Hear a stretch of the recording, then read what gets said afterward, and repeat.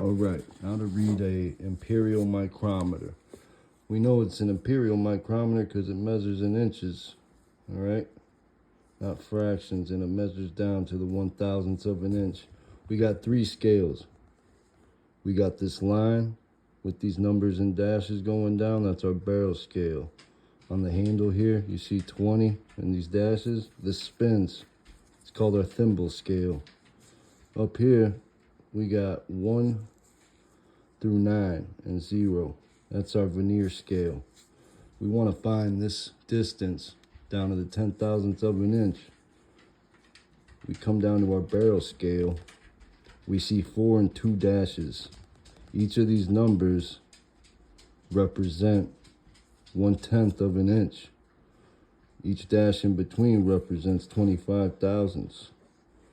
So we see 4 and 2 dashes right up to the edge of the thimble. So we come down and put 0.400 plus 2 dashes, 25 thousandths each. That's going to be 0.50. That gives us 0.450. All right.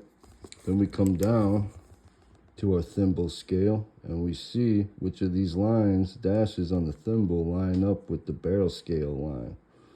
And we actually got one that's lining up. 21, 2, 3, 23. Since these represent 1/1000th of an inch, we put 0.023, which gives us 0.473. Then you want to find 10 thousandths. You'll come up to the vernier scale and see which of these lines line up with the dash on your thimble scale. And it can be a little tricky sometimes, but it looks like it's going to be number 1. 1 seems to line up the best. You can see 2 to the left, 3.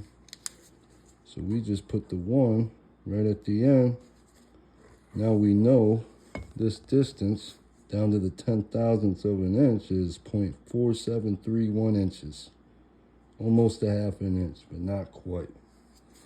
If this wasn't lined up with 20 on the thimble with 23, and it was in between 23 and 22, you always go with the lower number on the thimble. So, how to read an imperial micrometer. One love.